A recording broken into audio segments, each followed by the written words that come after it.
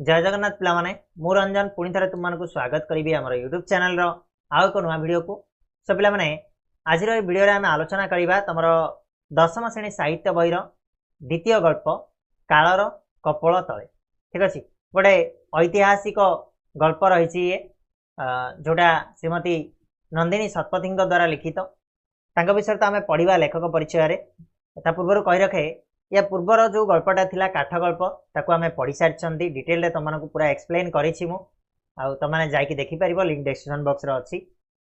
मु बहुत पिलांक ठारू सुनिछि जे साहित्य गल्प गोटे कोन के पढ़ाए निजे पढ़िबो ना। अरे भाई पढ़ा जाए गल्प को बुझिबा दरकार खाली गल्पटा जे लिखि देछि ता भीतर अंतर्निहित सारस्वत बाणी जो रहिछि ताकू बुझिबा दरकार काहे कि लेखा आइछि ता मूଳରେ कोन से जिनिस अछि ताकू बुझिबा दरकार ठीक अच्छे। एमती टीचर मैंने बहुत अच्छा मुझे शुणी साहित्य पढ़ा जाए साहित्य गोटे कौन पढ़ाइबा जिन साहित्य को पढ़ाती प्रायतः स्कूल हो ट्यूशन हो प्रायतः टीचर कौन करती साहित्य को स्किप मारती साहित्यटा तुम घोषदेले हो कौन नाई साहित्य को पढ़ा जाए साहित्य को बुझा दरकार पिला पाखे साहित्यटा पहुँचवा दरकार साहित्य कौन से पिला जाना दरकार ठीक अच्छे। तो चलो ठीक अच्छे आम आलोचना करवा कालर कपोल तले एत आम डिटेल जावानी ओके। तो नंदिनी शतपथी द्वारा लिखित यही गल्पटी गोटे ऐतिहासिक गल्प इतिहासर पृष्ठा को लेउटेदब आम ओडिशार गोटे एमती इतिहास जोटा माने शह शह वर्ष धरिकी आम गहन रही आम आज टी आलोचना करवा। तो नंदिनी शतपथी जन्म कथा जो देखा आम ताले 1931 मसीह से जन्म 2006 देहांत होता। लेखक परिचय विषय टी आम अधिक जाना आम गल्प भीतर को एंट्री मारिबा ठीक अच्छे। चलो ओडिशार राजनीति आउ ओडिया साहित्य जगतर सुपरिचिता नंदिनी शतपथी एक सुप्रतिष्ठित साहित्यिक परिवार रे जन्मग्रहण करथिले माने तांकर पूरा एंसेस्टर्स माने जो पूर्वपुरुष माने रही से साहित्य पृष्ठभूमि तेणु ऑब्वियसली से साहित्य पृष्ठभूमि घरर झील होती नंदिनी शतपथी। तो तांको भितर मध्य से प्रतिभा आगरू ही थिला। राजनीति क्षेत्र में साहित्य क्षेत्र में से खूब जनाशुना नंदिनी शतपथी खाली साहित्य नुह राजनीति अवदान रही। बापा थिले किए ना कालिंदी चरण पाणिग्राही तमें कालिंदी चरण पाणिग्राही बहुत साहित्य सृष्टि को पढ़ी जानी हुए तो तुम मैंने जान न बड़ है तुम धीरे धीरे धीरे धीरे से जान तो छोट बेले तुम कार बही थी कालिंदी चरण पाणिग्राही है ता छड़ा पितृव्य जे थिले पितृव्य कहले किए जेजे बापा जे थिले भगवती चरण पाणिग्राही सी मध्य प्रगतिवादी ओडिया साहित्य आंदोलन सूत्रधर थिले सी भी जड़े साहित्यिक थिले। छात्र अवस्था ओडिया कविता क्षुद्र गल्प रचना से मनोनिवेश करथिले के नंदिनी शतपथी जितेबाला सी पाठ पढ़ुले छात्री अवस्था ही से कौन करथिले कविता और क्षुद्र गल्प रचना करिवारे तांकर मनोनिवेश करथिले। किंतु राजनीति जीवन व्यस्तता मध्य तांकर से सारस्वत साधना स्वल्प मध्य थिला शक्तिशाली। राजनीति क्षेत्र में जो पाद थापी राजनीति क्षेत्र में सी व्यस्त जीवन भितर बहुत कम संख्य साहित्य साधना बहुत कम करें स्वल्प करें किंतु जेतिकी करथिले सेतिकी बहुत शक्तिशाली थिला। आ एकदा से थिले ओडिशार मुख्यमंत्री है आम जाने नंदिनी शतपथी को ओडिशार मुख्यमंत्री भाव में ठीक अच्छे। तापरे आगु देखा तांकर रचित ओडिया क्षुद्र गल्प गुड़िक हूँ केतोटी कथा सप्तदर्शी नामक पुस्तक दुईटे संकलित होकर रही जो छोट छोट गल्प गुड़िक क्षुद्र गल्प गुड़िक सब केतोटी कथा और सप्तदर्शी ए दुईटा बही संकलित होकर रखाई। अनुवाद साहित्य कृतित्व अभिसंवादित कहले कौन ना अनुवाद साहित्य कौन रे पिला माने गोटे भाषा अन्य भाषा को अनुवादित करवा जमी हिंदी में किसी गोटे किए लिखी गल्पटे ओडिया रे अनुवाद करके लिखा तुम भाव जे ट्रांसलेट करदे ना रे पिले एत सहज नुह साहित्य को अनुवाद करवा से मिठास देकी बहुत कष्ट साध्य पाठ होता है। निजे रचना करदेवा अलग जिनस अनुवाद करवा अलग जिनस ठीक अच्छे। तेणु से सी कृतित्व रही अनुदित कृति हूँ गांधी कथामृत से केंद्र साहित्य एकाडेमी द्वारा पुरस्कृत होते एटा इंपोर्टेंट पॉइंट मन रख एग्जाम तुम आसे केंद्र साहित्य एकाडेमी पुरस्कार नंदिनी शतपथी को कौ जिनस मिलता अनुदित कृति गांधी कथामृत मिलता। 1998 से साहित्य भारती सम्मान द्वारा सम्मानित होती ये भी इंपोर्टेंट रही तुम किंबदंती और इतिहास आधार में कलिंगर जातीयताबोध नारीर स्वाभिमान वीरत्व देश पई आत्मबलिदान हिंसा प्रमत युद्धकर मनीषर परिवर्तन बेस चमत्कार भाव से गल्पर कालर कपल तले गल्पर वर्णना करिसेंती नंदिनी शतपथी। गल्पटी को आम पढ़ा जानिबा कौन रही भितर अंतर्निहित सारस्वत बाणी ताको आम टिके बुझिबा। ठीक अच्छे बहुत सुंदर हिस्ट्री जिनसटा ऐतिहासिक जिनसटा मजा लगे गल्पटा भल लगे तो समस्त को अनुरोध रही समस्ते शेष जाए वीडियो को देख आउ पसंद आसिले तो निहाती तुम मानक कहवा दरकार नहीं सांग मानक शेयर करदेव चैनल को सब्सक्राइब करनब है आ लाइक गोटे करनब किसी भी जगह कौन प्रॉब्लम आछि कमेंट बॉक्स में जन पार। ठीक अच्छे तो आरंभ करवा पूर्व आउ गोटे इनफॉरमेशन तुम रही आमर टेस्ट सीरीज तुम पलि आसी दशम श्रेणी पिला खास करके टेस्ट सीरीज आसी कौटी आसी ना ओडिया स्टडी रूम एप्लिकेशन आमर लिंक तार डिस्क्रिप्शन अच्छी ना तुम जाकि सर्च कर ओडिया स्टडी रूम सर्च करदेव प्ले स्टोर रे तुमको एप्लिकेशन मिल जाए एप्लिकेशन को डाउनलोड कलापर से गोटे टेस्ट सीरीज ऑप्शन अच्छी क्लिक कर तुमको सबुगुड़ाक टेस्ट सीरीज मिल जाए। जो मैंने सीबीएसई पढ़ुच सीबीएसई पिला भी आम चैनल रे बहुत अच्छा मुझे जाने सीबीएसई पढ़ुच से कम्बो सीरीज नवा दरकार नहीं ओडिया मीडियम पिला माने लास्ट को जीवो कम्बो सीरीजटा अच्छी ताकू नहीं जीवो सब गुड़ाक अवेलेबल हम सब सब्जेक्टर सब चैप्टर सेठी टेस्ट सीरीज रही तो मैंने दे पार गोटे नहीं देख गोटे फ्री टेस्ट रही ओडियार तुम देख देखिपार केमी कौन फिल अच्छी तुम मैंने नहीं पार। ठीक अच्छे आउ जो मैंने सीबीएसई पढ़ुच से खास करके ओडिया टेस्ट सीरीज रही है साहित्यर टेस्ट सीरीज सेटा को ही नहीं जीवो 15 टंका मात्र रखी तार मूल्य आ बहुत आराम से तुमने प्रैक्टिस कर। ठीक अच्छे चलो चलो आम जीवा बर्तमान यही गल्प उपर को गल्पटी को पढ़ा बुझा और जाना ये गल्पटी कौन रही। ओके रेडी अच्छ तो चलो तले क्षीणधार बही जाउथिबा दया नदीर पानी हठात फुली फुली उठिला अंगद चौधरी आखि आगे चाहू चाहू पानीर रंग बदली जाई होईगला लाल पानी नुहे रक्तर नदी कौन है ना ये आमर अंगद चौधरी नाम जड़े लोक बाहरी गोटे क्यारेक्टर आमर ये बाहरी। ओके तो तले सी देखिले अंगद चौधरी तले क्षीणधार में बही जाउथिबा दया नदी सेटअपटा आम आगू जिते पढ़ा ताकू भलसे बुझी बुझी जा।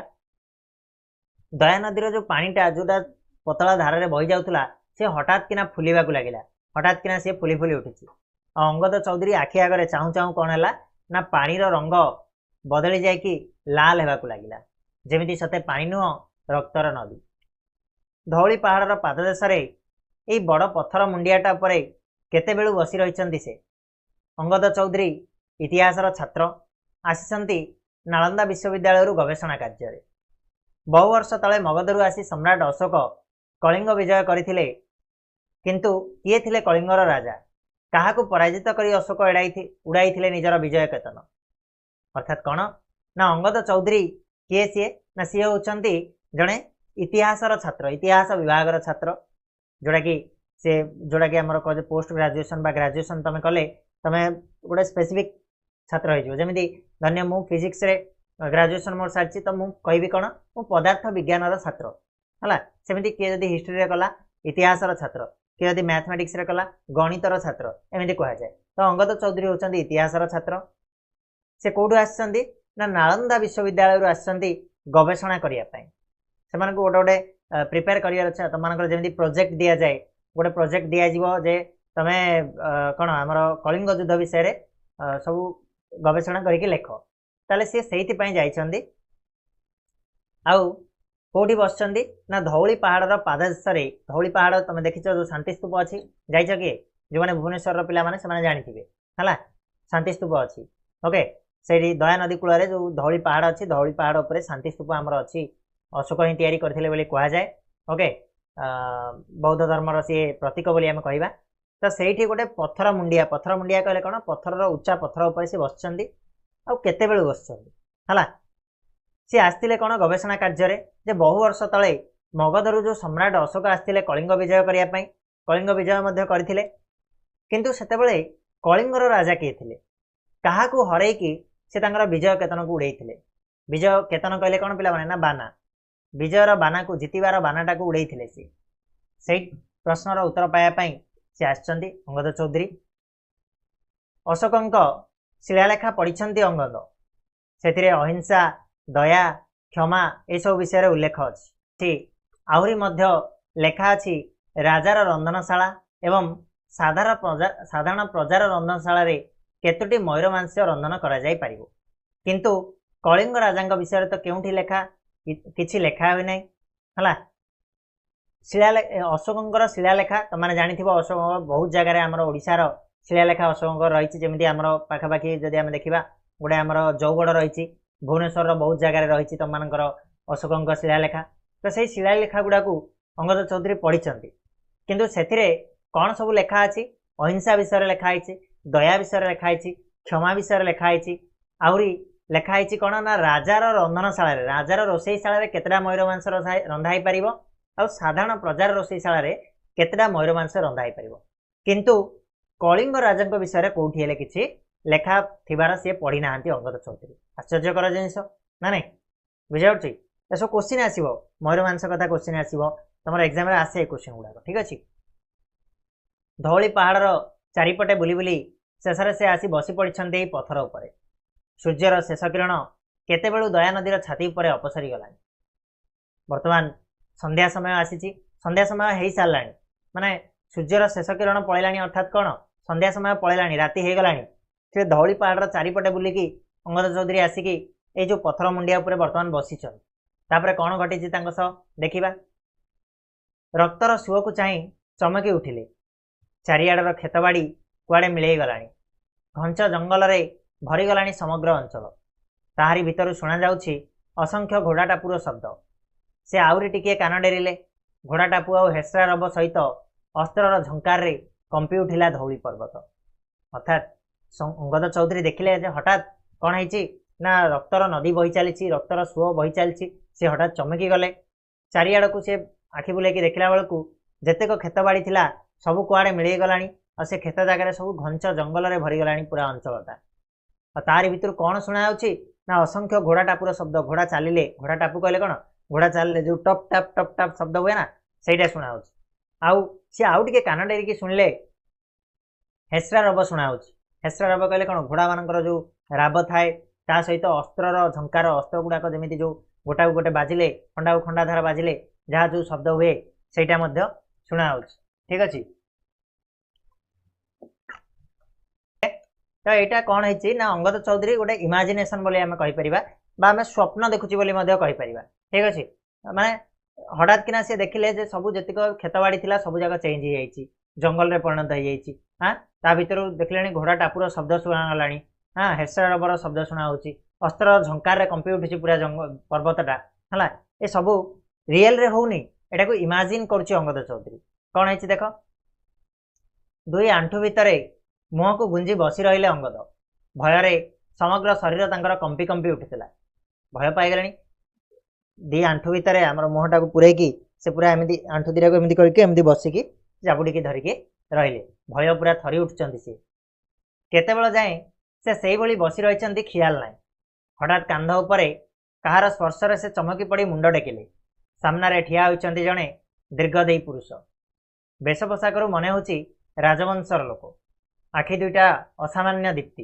गोटे अभय हाथ से बढ़ाई देउछंती अंगदंग आड़ को तो केतेबेलू से एमती बसचंती सेटा किछि ख्याल नाही तांकर बहुत समय धरिकी बसचंती हठात सी स्पर्शर गोटे अनुभव पाइले हठात तांको कांध उपरे किए गोटे स्पर्श करी से चमकी पड़ी मुंड टेकिले टेकिला बेलू देखिले सामने जड़े ठिया होती दीर्घदेही पुरुष दीर्घदेही कहले कौन लंबा चौड़ा पूरा मोटा रोटा है गोटे लोक ठिया होती बेश पोशाक एमती अच्छी सते जमी मन हो गोटे राजवंशर लोक होते आखि दीटा पूरा जलिला भाया एकदम असामान्य दीप्ति चमक देखा आखिर आउ गोटे अभय हाथ से बढ़ाई देउछंती अंगद आड़ को गोटे हाथ बढ़ाई से अंगद को उठापी कहते हठात अंगदर जेपरी सबु भय दूर हो गला से सही प्रसारित हाथटी को धरी ठिया हो पड़ी पचारे आपण कौन कलिंगर महाराजा अंगदर पूरा सबु भय दूर हो गला से आ भय पाइले ना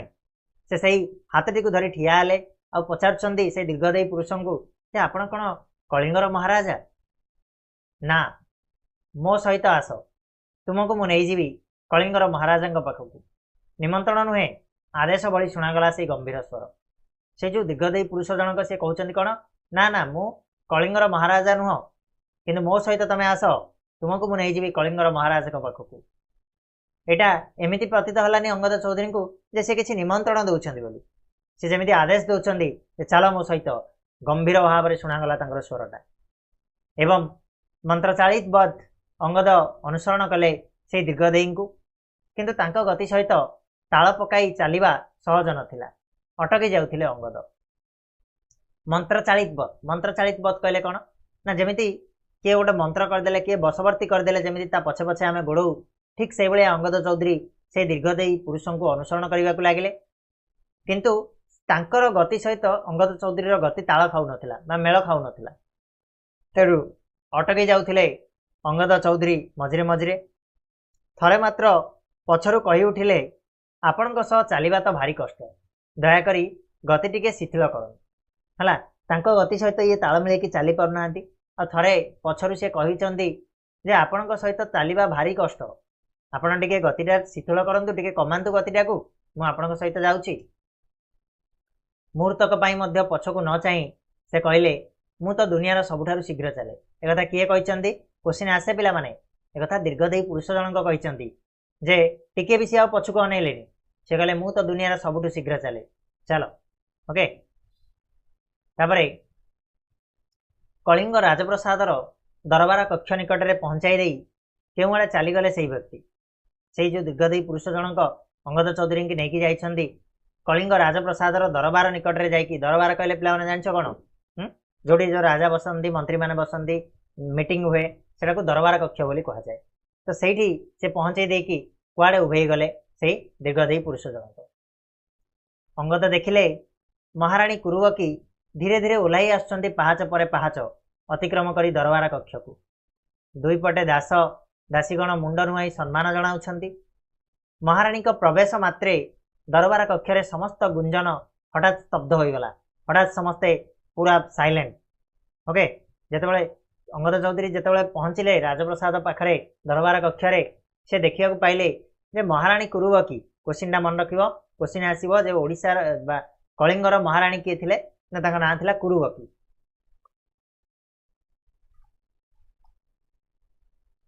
से कौन कर ना पहाच पर पहाच अतिक्रम करके से दरबार आसिले दुई पटे तांकर दास दासीगण मुंड नुआई सम्मान जन ठिया होती महाराणी प्रवेश मात्र के जमी दरबार कक्ष सबू गुंजन हठात जमी स्तब्ध हो गला सबू किसी बंद हो गला एकदम साइलेंट पिन ड्रॉप साइलेंस ठीक अच्छे पात्र मंत्री पारिषद वर्ग समेत समस्त सेनानायक माने संभ्रम अभिवादन जनाइले महाराणी को नमस्कार हेले कुरुवकी निजे आसन ग्रहण करी अन्य मानकु से बसिबाकू निर्देश देले गृह आसीन समस्त मुहरे गभीर उत्कंठा कई कान डेरिले हुए तो शुणी पारंता केवल द्रुत हृत्स्पंदनर शब्द समस्त उद्वेगर अवसान घटाई महाराणी कुरुवकी घोषणा कले महाराज को अवस्था कौन परिवर्तन होना किंतु से आपण मानक विचार पाई एक वार्ता पठै गृह आसीन माने गृह बसी समस्त मुहरे गोटे गभीर उत्कंठा उत्कंठा कहले कौन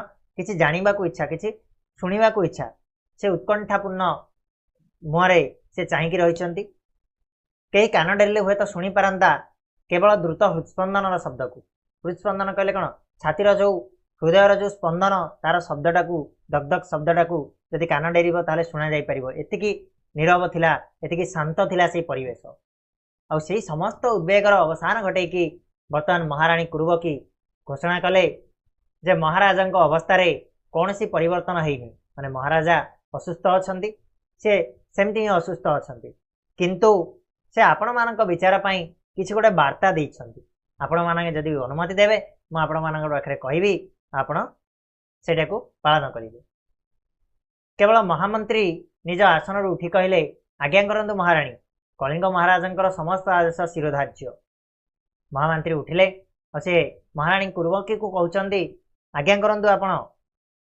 कलिंग महाराज जहाँ कहते आम समस्ते मानबू गोटे गोटे कथा को आम रखू शिरोधार्य बोली से कहते कौन है देखा कुरुवकी उपस्थित समस्त थे आखि बुले आणले धीरे धीरे कहले आमर एकमात्र दायद राजमा राजेश्वरी को महाराज ए राज्यर दायित्व अर्पण करने को चाहती अनुपस्थित वर्तमान ठारू से समस्त कार्य परिचालना करंतु बोली महाराजंकर इच्छा। आपण मानकर कौन ए सम्मति अच्छी? तो कुरुबकी राणी कौन कहते समस्त थे आखि बुले आणले, समस्त टे अनेले, अनेला धीरे धीरे कंठरे से कहते जे आमर एकमात्र दायद अर्थात कलिंग राजांकर एकमात्र कन्या थिले किए ना राजजेमा राजेश्वरी। तांको महाराज ए राज्यर दायित्व देवाई चाहते, तांकर अनुपस्थिति रे वर्तमान ठारू से ही सब कार्य तुलेबे बा परिचालना करंतु बोली महाराजकर इच्छा। तो आपण माने जो सभासद माने बसिछंती आपण मानकर एथिरे सम्मति अछि कि नहीं बोली से प्रश्न कले।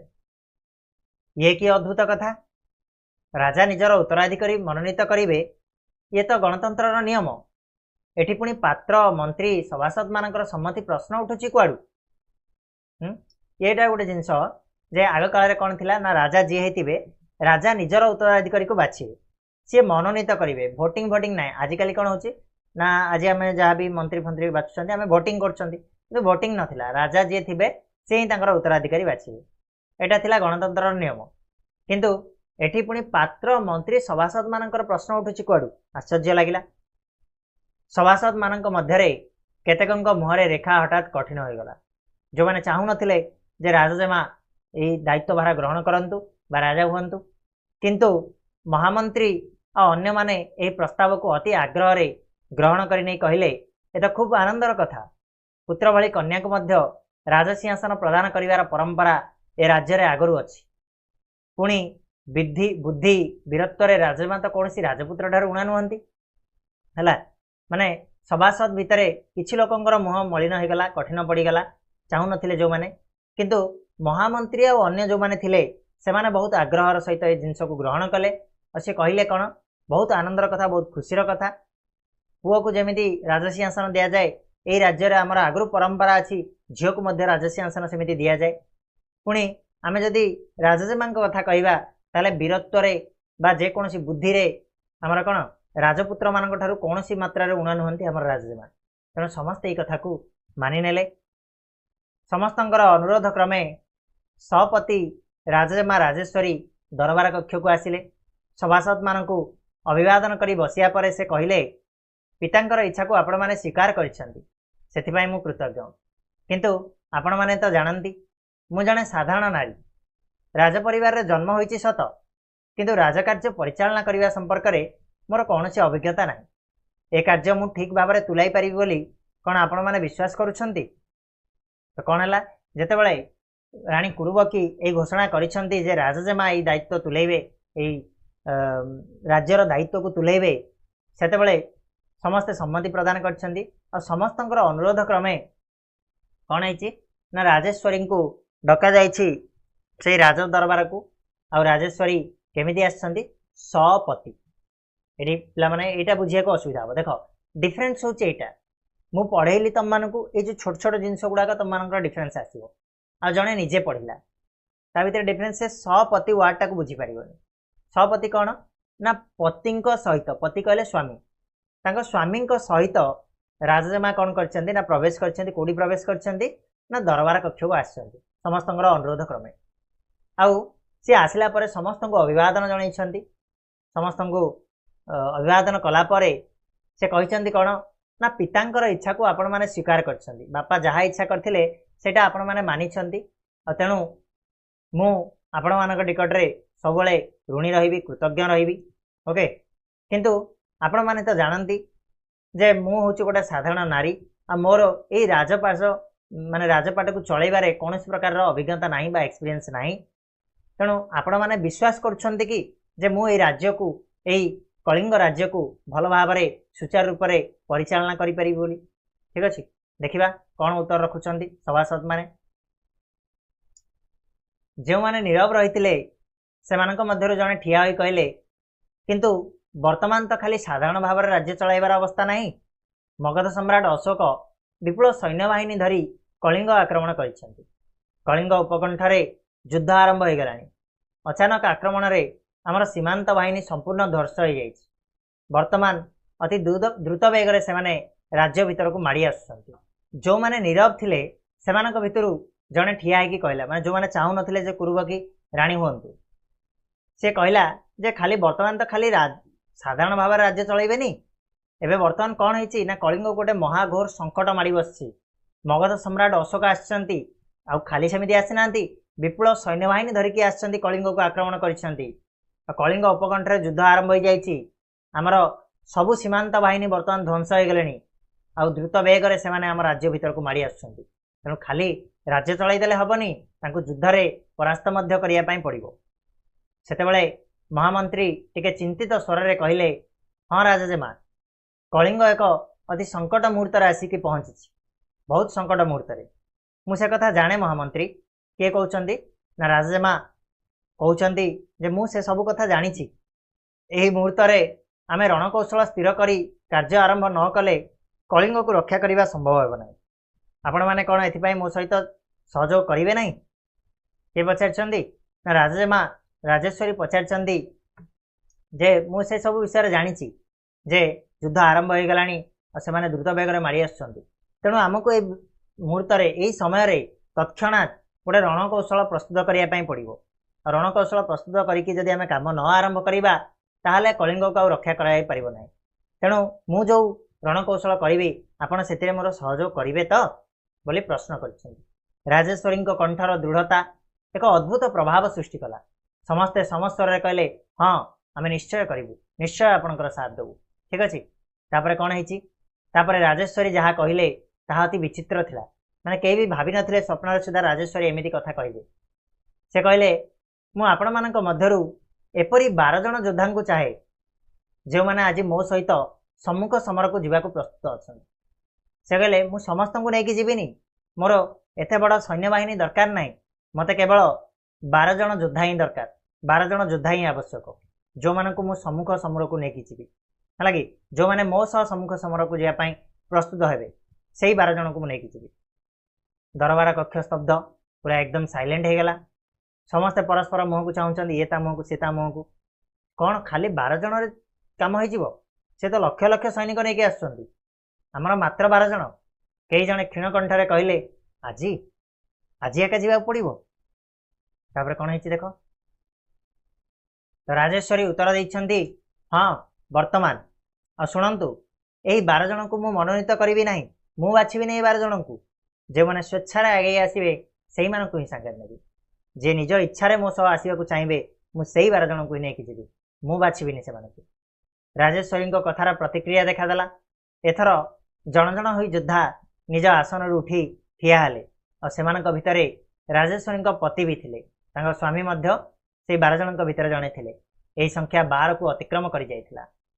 से जो संख्याटा धीरे धीरे बढ़ी बढ़ी 12 जन को सी चाहिए किंतु 12 जन को अतिक्रम कर जाइथिला माने 12 जन रु अधिका लोक अधिका योद्धा ठिया हो जाइथिले जीवाई राजेश्वरी सहित सम्मुख समर को।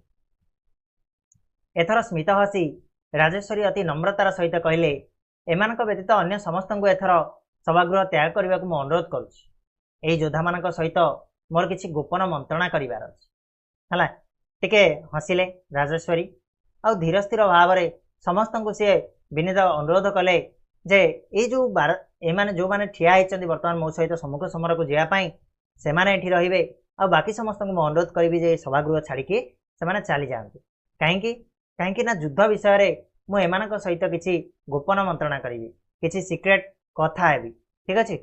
तापर कौन है ना अन्य समस्ते अभिवादन जनाई सभागृह छाड़ी चलीगला राजेश्वरी सेनाध्यक्ष मान को कहले प्रथम पर्यायर मु केवल 12 जन को चाहिए आवश्यक हेले अन्य मानक मु पर डाकी।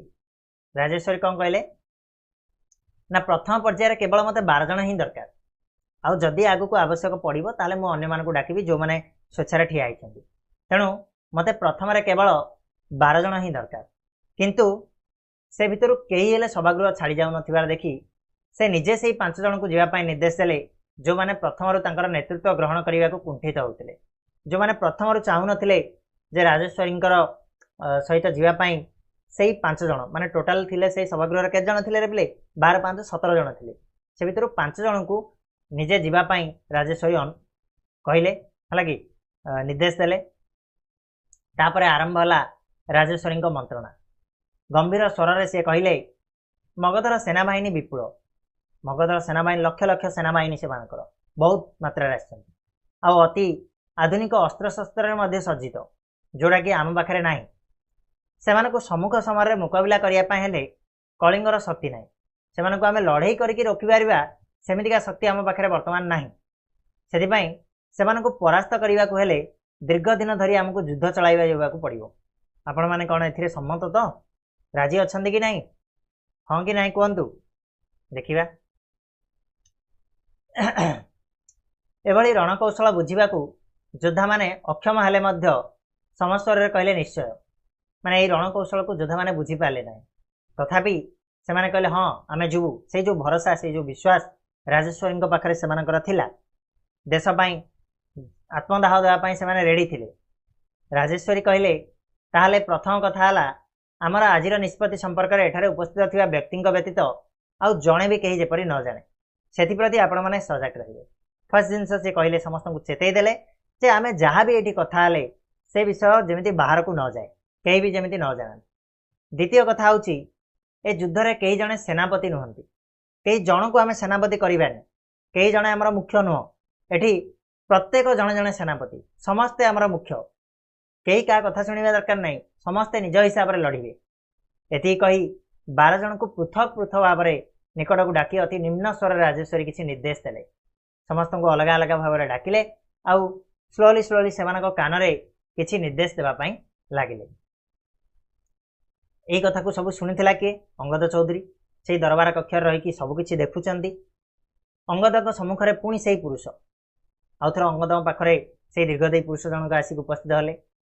गुरु गंभीर स्वर निर्देश देले एथर चल देख से कलिंग युद्ध जो तुमको डाकी आनी से अंगद चौधरी को कहते है चल बर्तमान आउ थे जावा से जगह को जो जगार कलिंग युद्ध चली जो तुमको नहीं आसती चलिए पहुँचले से धौली अंचल थरी उठुची घोड़ा टापुर शब्दरे अस्त्रर झंकार आहत सैनिकर आर्त चित्कार दया हो जाइछि रक्तर नदी केबे केमिति शुणा जाउछि सेनापति आदेश कहार सेनापति क्यों सैन्य माने निहत होउछंती मगधर ना कलिंगर। अंगद चौधरी देखुचंती जे धौली अंचलटारे पूरा खाली घोड़ा टापुर शब्द शुणा होउछि अस्त्रर झंकार अस्त्रर लड़ईर झंकार शुणा होउछि सैनिक मानकर आर्तनाद से चित्कार शुणा होउछि दयारे रक्त नदी आहरी गभीर हो चलछि आहरी बही चली केबे केबे शुणा होउछि सेनापतिर आदेश। अंगद चौधरी भावुचंती किए से सेनापति कहार से सेनापति कलिंगर ना मगधर कौ सैन्य माने निहत होउचंती मरि जाउचंती कलिंगर सैन्य माने ना मगधर सैन्य माने जानि पार नांती अंगद चौधरी। दिन पर दिन बीती जाउछि मास पर मास भी माने दिन पर दिन बीतीची मास पर मास बीती चलछि धाड़ी धाड़ी होई कलिंगर गाँ गंडारू लोक आसुचंती हाथ में खंडा तलवार तीर बर्छा जहाँ पड़ा ताहा नहीं कि आसुचंती आ लड़ई मिशुचंती दयारे रक्तर सुह घन हो चलछि बढ़ी बढ़ी चलछि दया नदी रक्तर सुहटा आहरी शिविर भितर बसिचंती चिंतान्वित सम्राट अशोक आदेश को अपेक्षा करी पाखरे ठिया होइचंती महामंत्री। शिविर भितर शिविर कहले कौन पिला माने जो तंबू टाणिकी जो थे युद्ध समय से किए बसचंती ना सम्राट अशोक बसचंती चिंता करके बसचंती और आदेश को अपेक्षा करके बसचंती किए ना महामंत्री ठिया होइचंती महामंत्री। सम्राट अशोक कहते ये कौन हूँ महामंत्री 4 मास है युद्ध चली हजार हजार सैन्य मृताहत हेले आम पाखु रसद शेष है अथच आपण तो कही कलिंग को जय करने को मात्र 2 दिन लगे रुग्ण महाराज युद्ध करने को अक्षम संगे संगे आत्मसमर्पण करेंगे किंतु मु तो युद्ध शेष होबार कौन लक्षण देखुना किए युद्ध चलाऊ तो चिंता भाव चिंतान्वित भाव किए मगधर सम्राट अशोक पचारुचंदी महामंत्री को ये कौन महामंत्री 4 मास है युद्ध चली युद्ध सरिवार ना नौनी हजार हजार सैन्य आमर मले जेतिक खाइबा पीवा जिनिस थिला रसद कहले कौन खाइबा पीवा जिनिस एणे तेणे जिनिस सबकि सरीगला तमें तो कहूल मात्र 2 दिन लगे किंतु ये कौन मुझे देखुची युद्ध तो सरिवार ना ही नौनी किए युद्ध करुच्ची किए चलाऊँच ये युद्ध को कलिंगर राजा तो असुस्थ तमें कहूल 2 दिन आत्मसमर्पण करदेवे कि ना सेमिति होना। सम्राट का प्रश्नर कौन उत्तर नाला मंत्री पाखे सी भी जानी ना किए चलाऊँच अत्यंत विचलित स्वर में कहले मु आश्चर्य होची महाराज किए चलाऊँच ये युद्ध केवल सैन्य नुहंती हजार हजार संख्यार कलिंगर साधारण प्रजा युद्ध करने को आगे आसुचंती। अद्भुत ए दृश्य केबे आगर मु देखी ना ए जिंस। अशोक क्षुब्ध स्वर कहले मु कलिंग प्रजा प्रशंसा शुणा को आपण को एठिकी डाकी ना, तुरंत ससम्मान रे युद्ध शेष करिवार व्यवस्था करंतु। हला से महामंत्री को निर्देश दउचंदी जे कलिंग प्रजा मानकर प्रशंसा करियले मु डाकिछि कि नाइ नाइ ए युद्ध केमिति ससम्मान रे समाप्त हब सरीब तार व्यवस्था करंतु। महामंत्री उत्तर रखुचंदी व्यवस्था करिछि महाराज। महामंत्री सम्राटक निकट को घुंची आसी निम्न स्वर रे किछि कहिबा को लागिले। किछि तांको कान रे कहिले। परदिन प्रत्युषरे समग्र कलिंग राज्य रे नागरा बाजिला। घोषणा करागला मगध सम्राट अशोक युद्धर ए विभीषिका देखि अत्यंत मर्माहत भांगी पड़िछंती। एही नरहत्या को से आज ठारू बंद करने को निष्पत्ति कले। केवल आज नुहे भविष्य में मध्य सम्राट अशोक आउ युद्ध करेंगे ना। से बुद्धंकर अहिंसा मंत्र रे दीक्षित हेले। नागरा बाजिला कलिंग रे जे युद्ध समाप्त होईछि। और युद्धर विभीषिका एते भयंकर थिला जे चंडाल अशोक चंडाशोक जे थिले धर्माशोक रे परिणत हो गले। से निष्पत्ति नेला आज ठारू आउ अस्त्र धरिबे नाही, भविष्य में मध्य केबे भी धरिबे नाही। से बुद्धंकर अहिंसा मंत्र रे दीक्षित हो गले। प्राय पुरुष शून्य कलिंग राज्य वक्षरे स्तब्धता नहीं आसिला। पुरुष शून्य गोटे भी पुरुष नाहांती। प्राय पुरुष शून्य कहले बहुत समस्त पुरुष प्राय मुताहत। कलिंग रे शांतिर छाई योद्धावेश असंख्य मृत आहत सैनिकों मध्य उज्जवल मूर्ति किए। धौलीर जंगल भितरे मगध सेनापति सह प्रचंड युद्ध करी मृत्युवरण करिछि राजेश्वरी। राजेश्वरी कोठी ना धौली जंगल भितरे मगध सेनापति सहित मृत्युवरण कला बेले युद्ध करी मृत्युवरण करिछंती। स्तंभीभूत अंगद सम्मुखरे पुणी से दीर्घदेही पुरुष अत्यंत साहस संचय करी अंगद पचारिले किंतु इतिहास रे यांकर ना नाही काहेकि कौन पाई इतिहास रे यांकर ना लेखा आईनी। तो दीर्घदेही पुरुष जनक कहउचंदी तुम्हें कौन जान नहीं इतिहास बारंबार प्रमाण कर देछि जे राजनीतिर ब्रह्मास्त्र होछि षडयंत्र। एटा पिला माने क्वेश्चन आसीबो तमर सरलार्थ भी आसे सॉरी सरलार्थ तो एथरे नाही क्वेश्चन आसीबो हला शॉर्ट क्वेश्चन आसीबो जे राजनीतिर ब्रह्मास्त्र होछि किए ना षडयंत्र। एकथा किए कहचंदी ना इतिहास पुरुष कहचंदी। दीर्घदेही पुरुष तुम्हें खूब बड़ वीर होई थाई पार किंतु जदि साम्राज्य स्थापन करि पारि ना हो तेबे इतिहास तुम नाम उच्च स्वर रे प्रचार करि परिबो नाही। साम्राज्य रक्षा करिया पई अथवा विस्तार करिया पई तुमको षडयंत्रर ब्रह्मास्त्र व्यवहार करबा को हेबो। कलिंगर महाराजा बा तांको कन्या तो ताहा करि पारि नाहंती हला। दीर्घदेही पुरुष जनक से कथा बुझे कि अंगद चौधरी कहउचंदी जे तमे कोन इतिहास को जानिनो। इतिहास बारंबार प्रमाण करछि जे राजनीति रे ब्रह्मास्त्र होछि षडयंत्र। जदि राजनीति रे षडयंत्र करि परिबो नाही ताले तमर नाम को किए भी नबने। तेणु तुम केते बड़ वीर होइथ केते कौन करिथाओ जदि तुम साम्राज्य स्थापन करिन ताले तुम इतिहास रे तुम नाम को निया जीव नाही। तेणु कलिंगर राजा बा तांकर कन्या एई षडयंत्रर ब्रह्मास्त्र को व्यवहार करिनथिले। तेणु आज तांको ना नाही। से द्रुत पछकु फेरी चलिबा को लागिले। अंगद पाटी करी उठिले आपण आपण कोन इतिहास पुरुष। अंगद पाटी करी पचारछंदी। अंगद आखि खोलिले। राति शेष होई आस शांति स्तूप उपरे आकाश रे केवल गोटे तारा उज्जवल होई देखा अंगदर निद भांगी आखि खोली से देखिले राति सरीवा को लगिलानी माने पहांतिया प्रहर आसी आउ शांति स्तूप उपरे जो आकाश रही सेठी केवल पहांती ताराटीए उज्जवल भाव में देखा ये थिला कालर कपोल तले संपूर्ण गल्पटी। आशा करछि गल्पटी को मु भल भाव में तुम को बुझे पारिछि। और ये जो प्रश्नावली रही तार उत्तर गुड़ाक तुम आराम से दे पार गल्पटी पढ़ला आशा करुच्ची यार उत्तर नहीं आसवा व्यस्त हबार किसी ना। नेक्स्ट वीडियो तुमको नहीं आसवि। ये थिला वन शॉट वीडियो गोटे वीडियो रे आमे डिटेल रे बुझिले कालर कपड़ा तले गल्पटी को। किसी भी जो डाउट अच्छी कमेंट बॉक्स रे पचार दबो केमिति लागिला निहाती भाव में जनइबो। सांग मानकु टिके शेयर कर देबो आउ चैनल को सब्सक्राइब कर देबो। ठीक अछि पिला माने मिसिया पुणी यार क्वेश्चन आंसर नहीं आसिकी सेतलो जाए। धन्यवाद।